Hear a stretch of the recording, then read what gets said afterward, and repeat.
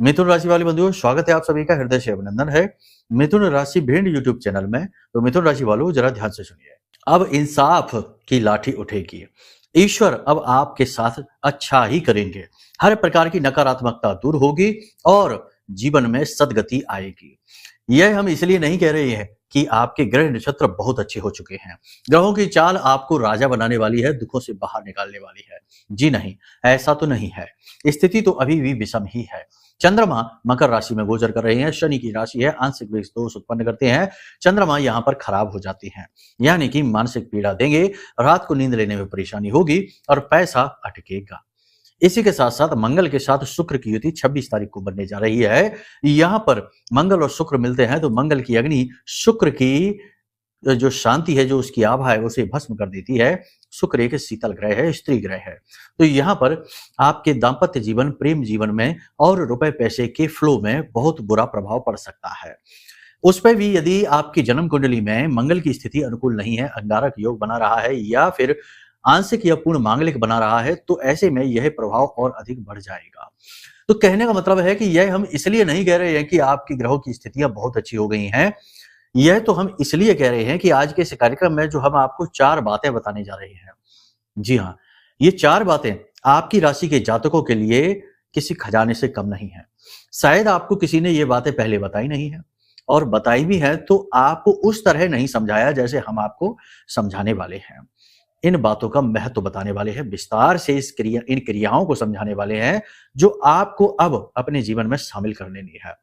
इन बातों का शास्त्रीय, वैदिक और पूर्ण वैज्ञानिक आधार भी हम आपको बताएंगे, ताकि आप पूर्ण रूप से तथ्य परख इस सत्य को स्वीकार कर लें। यकीन मानिए कि आपने जब इन बातों को अपने जीवन में शामिल किया तो धीरे धीरे चीजें अपने आप अनुकूल होने लगेंगी। चाहे आपकी जन्म कुंडली में ही कोई भी पाप ग्रह योग क्यों ना बना बैठा हो, चाहे इस समय के ग्रह नक्षत्र आपके प्रतिकूल हों, हर एक स्थिति में कहीं ना कहीं आपको इसका सीधा लाभ प्राप्त होगा। क्योंकि बंधुओं, ग्रहों की जो नकारात्मकता है वह बाहरी स्थिति है जो आपको खराब कर रही है, परेशान कर रही है। आपके आसपास का वातावरण, ये सारी बाहरी चीजें हैं जो आपको प्रभावित करती हैं, दूषित करती हैं। लेकिन हम इन बातों से आपके आंतरिक परिवेश को, यानी आपके अंतर मन को इतना स्वस्थ कर देंगे, इतना अनुकूल कर लेंगे, सकारात्मक कर लेंगे कि बाहरी चीजों का प्रभाव पड़ना ही बंद हो जाएगा। कहने का मतलब यह है कि आपकी इम्यूनिटी इतनी स्ट्रांग कर देंगे इन बातों के आधार पर, जो आगे बातें बताई जाने वाली हैं आपको, उन बातों के आधार पर, कि रोगों का प्रभाव, छोटे मोटे रोगों का, बैक्टीरिया वायरस का आपके ऊपर असर होना ही बंद हो जाएगा। बात को आप हमारी समझने की कोशिश करना, भावनाओं को समझना। जो बातें आपको हम बताने वाले हैं वो हमारा खुद का व्यक्तिगत अनुभव भी है, केवल यूं ही नहीं। और हमने इन बातों के आधार पर बहुत सुख और शांति का अनुभव किया है। अब कुछ लोग कहेंगे कि क्या आप करोड़पति बन गए हैं, क्या आपने बहुत पैसा कमा लिया, क्या आपने क्या पा लिया इन बातों को जीवन में लाने से। तो देखो, सबके सुख अलग होते हैं। किसी को अपने शरीर को स्वस्थ रखने में सुख मिलता है, किसी को धन कमाने में सुख मिलता है, किसी को दूसरों की सेवा करने में, अपने आप को झोंक देने में, समर्पित हो जाने में सुख मिलता है, हनुमान जी की तरह। तो सबके सुख अलग हैं। तो हमारे जो सुख हैं वो हमें मिले हैं महामाई की कृपा से और इन बातों के प्रभाव से। आपको आपके सुख मिल जाएंगे, इस बात का हमें पूर्ण विश्वास है। बस आपको बिना किसी कुतर्क के, दिमाग को बिल्कुल हल्का करके, पूर्ण समर्पण के साथ, बिल्कुल गुरु शिष्य भाव के साथ इस कार्यक्रम को देखना है। तो यह कार्यक्रम आपके जीवन में चमत्कारी परिवर्तन लेकर आएगा। यदि शक वहम मन में पहले से ही घर करके बैठा है तो फिर आपका मन ही विषाक्त है, और विषाक्त दूषित स्थानों पर कभी भी पवित्र ऊर्जाएं प्रवाहित नहीं होते हैं। तो पहले मन की शुद्धि, चित्त शुद्धि, समर्पण से ही चित्त शुद्धि का भाव उत्पन्न होता है। तो उम्मीद करते हैं कि सारी बात आप यहां तक समझ चुके हैं। अब कार्यक्रम को अंत तक जरूर देखना, आपका जीवन बदलेगा, हमारा प्रयास सफल होगा। गुरु शिष्य की यह जोड़ी कमाल कर देगी। ठीक है, तो चलिए अब अपने कार्यक्रम को शुरू करें। लेकिन महामाई को आभार तो जरूर व्यक्त करेंगे, जिनके बिना स्वयं शिव भी सबके समान है। ऐसी महामाई को याद करते हुए कमेंट बॉक्स में भक्ति भाव के साथ लिख डालिए, जय मां भद्रकाली कृपा करो। महामाई निश्चित तौर पर आपके ऊपर कृपा कर चुकी हैं, जो उनका आशीर्वाद बनकर यह कार्यक्रम आप तक पहुंचा है। भाव यदि माई के लिए और गहरा है तो यह भी लिखना कि मैं भी माई के परिवार का हिस्सा हूं। एक और विशेष बात बंधुओं की 29 नवंबर को हम एक विशेष अनुष्ठान का आयोजन करने जा रहे हैं। इस अनुष्ठान में नवग्रह शांति की पूजा होगी, नकारात्मक ऊर्जा की काट के लिए महामाई से निवेदन होगा, उनके चरणों में अर्जी लगाई जाएंगी। तो इस पूजा में, अनुष्ठान में हम तो करेंगे ही, हमारा कर्म है, 3 दिन की विशेष पूजा है। आप भी चाहें तो भाग ले सकते हैं। भाग लेने के लिए वीडियो में नंबर है, इन नंबरों पर फोन करिए, आपको सारी जानकारी प्राप्त हो जाएगी। और महामाई की पूर्ण कृपा, आशीर्वाद प्राप्त करने के लिए और नवग्रह शांति हवन में भाग लेने के लिए जो भी विधि विधान है वो सारे हम आपको समझाएंगे जब आप इस पूजा में भाग लेंगे। पूजा के बाद आपके घर प्रसाद और महामाई के आशीर्वाद यानी उनसे जुड़ी कुछ चीजें आप तक पहुंचाई जाएंगी। ठीक है, तो चलिए उम्मीद करते हैं कि आपने ये सारी बातें समझ ली हैं। अब अपने मूल विषय को शुरू करते हैं। बात करते हैं 5 बड़ी भविष्यवाणियों की, फिर आपको बताएंगे उन 4 चीजों के बारे में जो आपके जीवन को बदलने का महत्वपूर्ण अवसर आपको देंगी। तो बात करते हैं 5 बड़ी भविष्यवाणियों की। जय माई की। बंधुओं, ज्योतिष और तंत्र विद्या के क्षेत्र में आचार्य अमित एक जाना माना नाम है।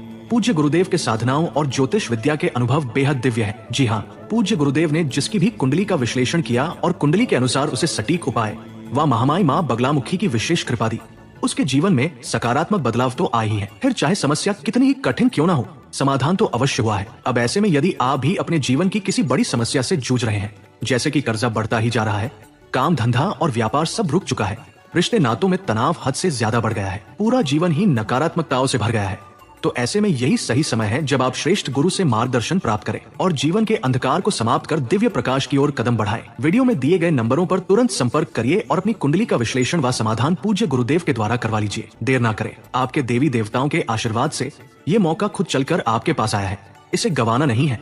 अभी फोन करें और गुरुदेव से मार्गदर्शन प्राप्त करें। महामाई आपका कल्याण करें। धन्यवाद। सबसे पहली बात, हम पहले भी आपसे कहते चले आ रहे हैं कि अपने ऊपर नियंत्रण रखना यानी खुद के ऊपर पूर्ण नियंत्रण रखना आपका धर्म है। इस समय पर इसकी बहुत अधिक आवश्यकता है। आपके मन में 3-4 तरीके के विचार बढ़ेंगे। पहला, आपके मन में काम वासना बढ़ेगी। दूसरा, आपके मन में अभिमान का भाव भी उत्पन्न होगा। और तीसरा, आप जल्दबाजी में कोई बड़ा फैसला लेने वाले हैं। संभल कर रहने की जरूरत है।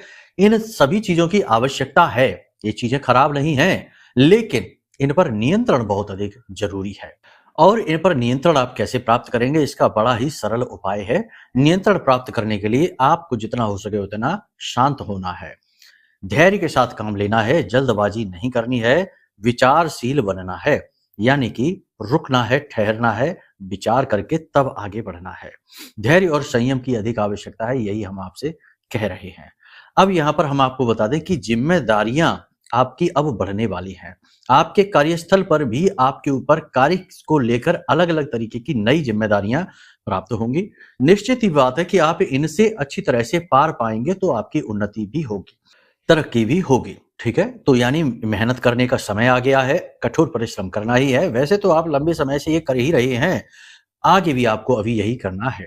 सबसे बड़ी बात कि यहाँ पर आपको अपने मन पर नियंत्रण रखने में कठिनाई होगी। मन में आपके तरह तरह के अनेकों नेक विचार उठेंगे, तरह तरह की भावनाएं उठेंगी और आपके मन में उथल पुथल की स्थिति रह सकती है।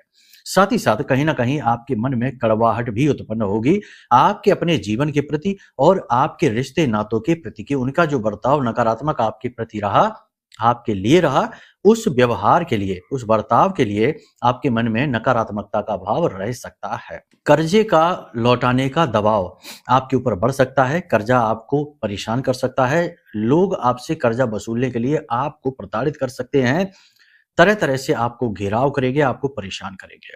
तो यहाँ पर कर्जा आपके लिए एक बड़ी सिरदर्दी बनने वाला है। पैसे की भी कमी आपको कहीं ना कहीं खलेगी। आपने कोई विशेष कार्य करना है, कोई महत्वपूर्ण योजना है जिसके लिए पैसे की कमी आपको खलेगी।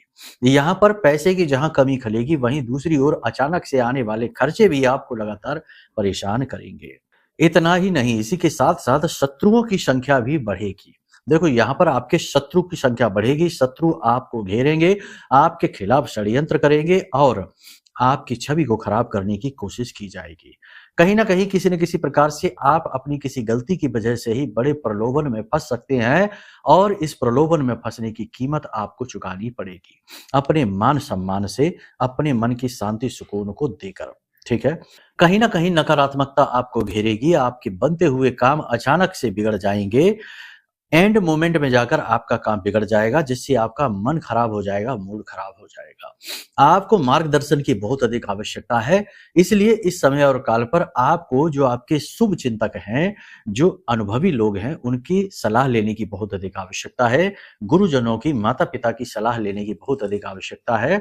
और अगर इन सब में आप नहीं कर पा रहे, यानी ये सब नहीं हो पा रहे, क्योंकि जीवन इतना विचित्र है कि कभी कभी अपने शुभ चिंतक से शुभ चिंतक को भी अपना शत्रु बना देता है। तो ऐसी स्थिति में आपको मंदिर जाना और भगवान के विग्रह के दर्शन करते हुए अपने मन के भाव उन्हें व्यक्त करना, और वहीं भगवान की छाया स्थली, शरण स्थली में बैठना बहुत अधिक अनिवार्य है। यहाँ से आपको बहुत ही ज्यादा कॉन्फिडेंस मिलेगा, आत्मविश्वास में उन्नति होगी और मन भी आपका अच्छा हो जाएगा। अपने काम धंधे व्यापार को लेकर आपको भागदौड़ बहुत अधिक करनी पड़ सकती है। मन में तरह तरह की आशंकाएं भी रहेंगी और आत्मविश्वास की कमी के चलते आप किसी प्रकार के गलत फैसले में फंस सकते हैं। इसकी उसकी सलाह लेकर आप अपने लिए परेशानियां उत्पन्न कर सकते हैं। कहने का मतलब यह है कि यह समय और काल ऐसा है कि जब आपकी परीक्षा होने वाली है। प्रेमियों की आपस में स्थिति तनावपूर्ण रह सकती है, कहीं ना कहीं आपसी क्लेश मनमुटाव रह सकता है, एक दूसरे पर शक और वहम भी कर सकते हैं। इसी के साथ साथ दाम्पत्य जीवन की बात करें तो यहाँ पर भी नीरसता अपना पूरा प्रभाव दिखाएगी, प्रेम तत्व की कमी स्पष्ट दिखाई देगी। जीवन साथी अपनी मनमानी करते हुए और आपसे बहस आर्ग्यूमेंट करते हुए दिखाई देंगे, जो आपको अच्छा बिल्कुल नहीं लगेगा। आप एक तरह से मौन हो जाएंगे, अपनी बात ही कह नहीं पाएंगे, अपनी बात कहेंगे भी तो लोग उसे अनसुनी कर देंगे, उस बात का कोई महत्व ही नहीं रहेगा। तो इन सब बातों के चलते आप मौन हो जाएंगे, शांत हो जाएंगे, अपने आप में ही खो जाएंगे। अब ऐसे में आपको एकांकी नहीं होना है, एकांकी होने से बात बिगड़ जाएगी। अपने कार्यों में व्यस्त रहिए। उसके बाद जो आपके शुभ चिंतक हैं, शुभ चिंतक नहीं है तो मंदिर जाइए और वहां पर जाकर अपना समय बिताइए, शुभ चिंतकों के साथ अपने दिल की बात कहिए, ताकि आपको हल्कापन महसूस हो। चंद्रमा का खराब हो जाना और शुक्र का मंगल के साथ दूषित हो जाना, ये आपको शारीरिक, मानसिक और आर्थिक तौर पर बहुत तोड़ेगा। यहाँ पर आपको कॉन्फिडेंस की बहुत अधिक आवश्यकता है, देवी देवताओं की कृपा और आशीर्वाद की बहुत अधिक आवश्यकता है।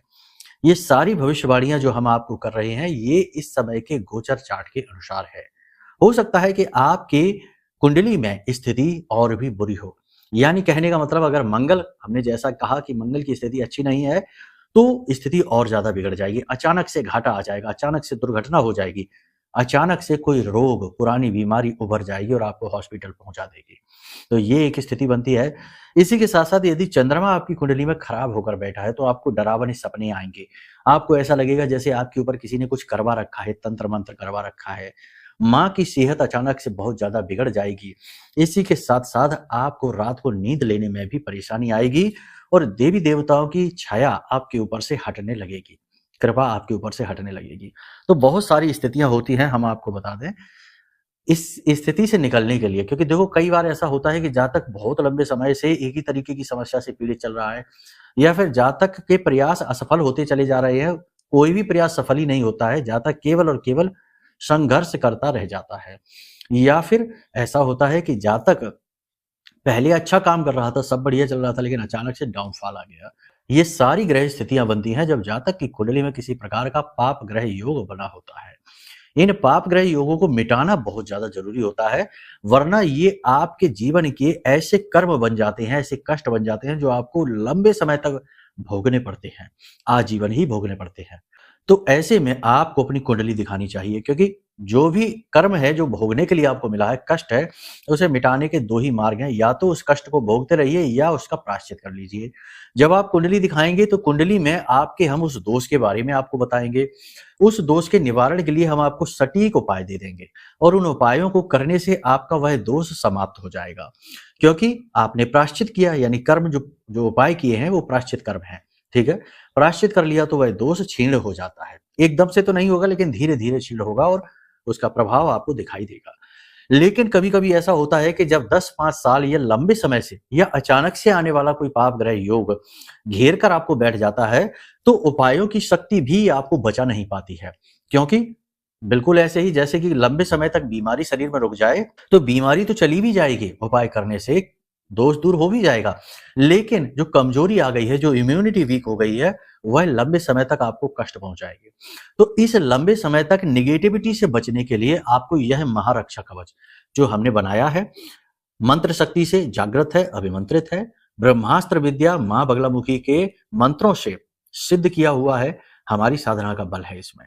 इस महारक्षा कवच को भी आपको मंगा लेना है। कुंडली विश्लेषण के साथ साथ इसे भी मंगा लेंगे तो आप समझिए कि चमत्कारी परिणाम मिलेंगे, क्योंकि कुंडली से दोष मिट गया है, उपाय के माध्यम से माई की कृपा मिल गई है, निगेटिविटी भी हट गई है, अब कोई रुकावट ही नहीं है, तो जीवन में अंतर आएगा ही, खुशियां आएगी ही। तो ये निर्णय आपका है, जितना हो सके उतना जल्दी ले लीजिए। हाँ, मन में अगर कोई भेद है, कोई अगर शक है, वहम है, तो फिर बिल्कुल मत लेना, क्योंकि पहले मन की शुद्धता अनिवार्य है।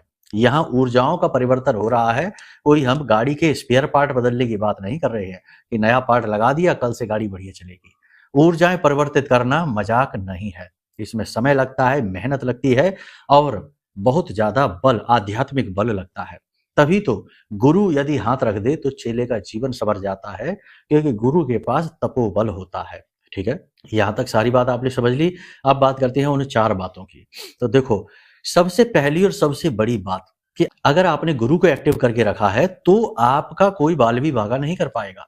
कारण क्या है? क्योंकि गुरु साक्षात परम ब्रह्म, गुरु तो परम ब्रह्म का ही स्वरूप है, और परम ब्रह्म जब आपके साथ हैं तो आपका कोई बाल भी भागा नहीं कर पाएगा। बिल्कुल जैसे कि अर्जुन कमजोर होने के बाद भी, सेना कमजोर है, खुद की समझ भी कमजोर है, लेकिन भगवान श्री कृष्ण का साथ मिलने से बड़े से बड़े महारथी योद्धा भी अर्जुन का कुछ बिगाड़ नहीं पाए, भगवान ने रक्षा की।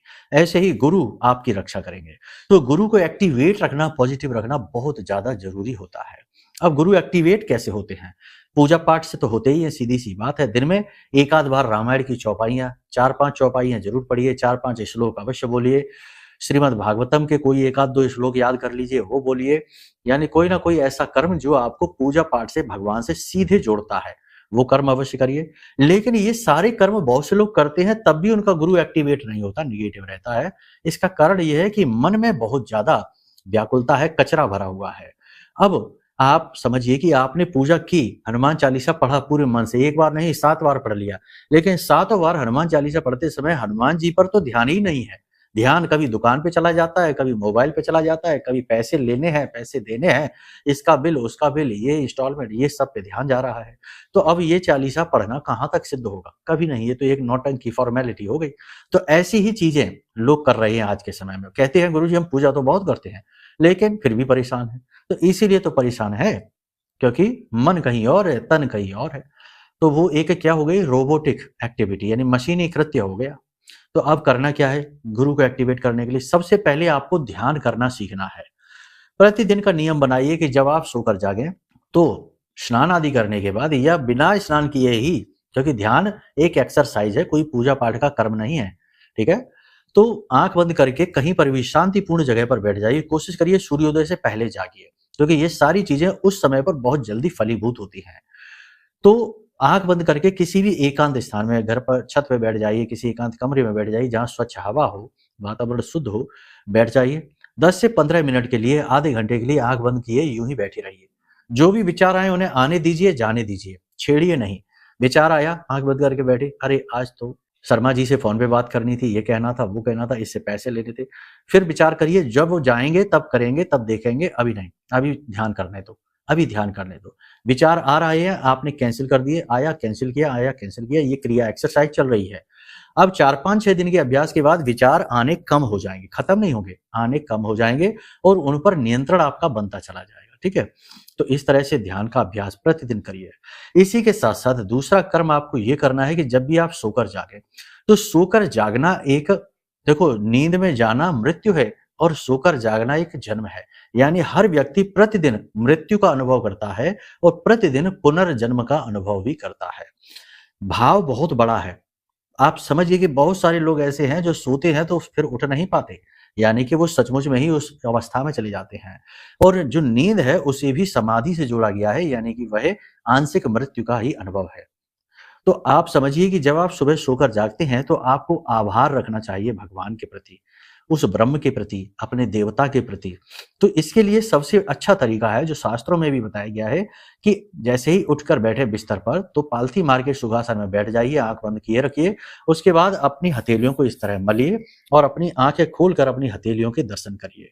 दर्शन करें तो इस मंत्र को भी बोले, कराग्रे वसते लक्ष्मी, कर मध्य सरस्वती, कर मूले च गोविंदा, प्रभाते कर दर्शनम।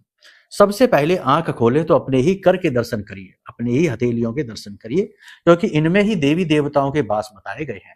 अलग अलग भाव, कराग्रे वसते लक्ष्मी, आगे के भाग में लक्ष्मी का वास है। कर मध्य सरस्वती, मध्य में सरस्वती देवी। और कर मूले च गोविंदा, नारायण हरि का वास है कर के मूल में। इनके दर्शन आप करिए।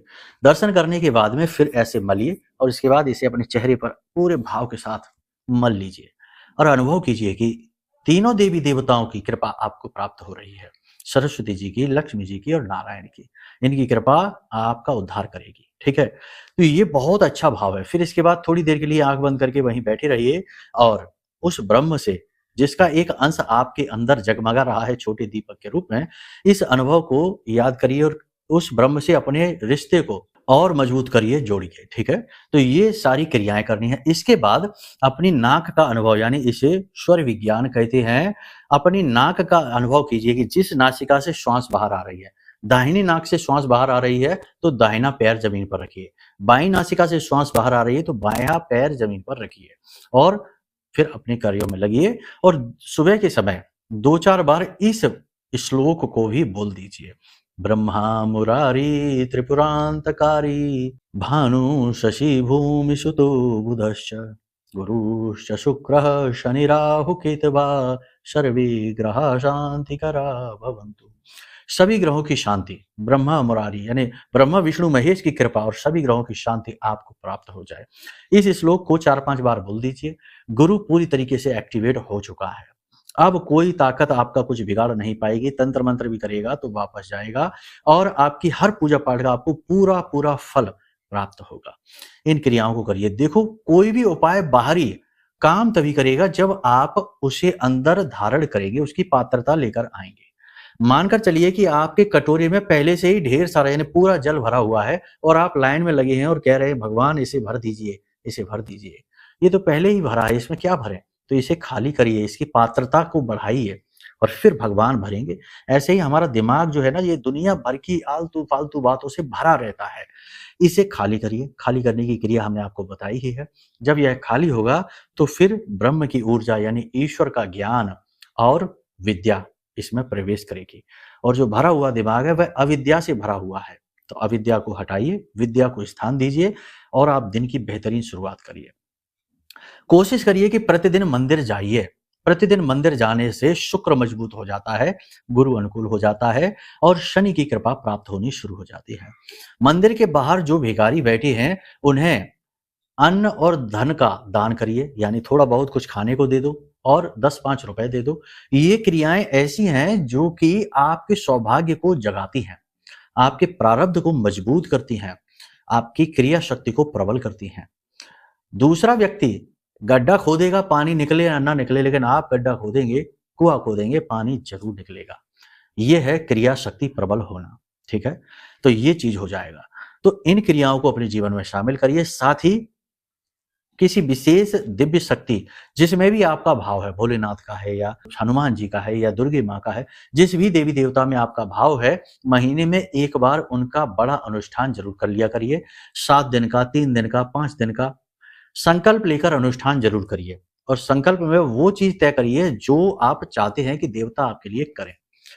इन क्रियाओं को जब आप करेंगे तो आप देखेंगे कि सडनली यानी अचानक ही चीजें शुभ होनी शुरू हो जाएंगे। अचानक ही लोग आपसे अट्रैक्ट होने लगेंगे, अचानक ही आपके शत्रु गायब होने शुरू हो जाएंगे।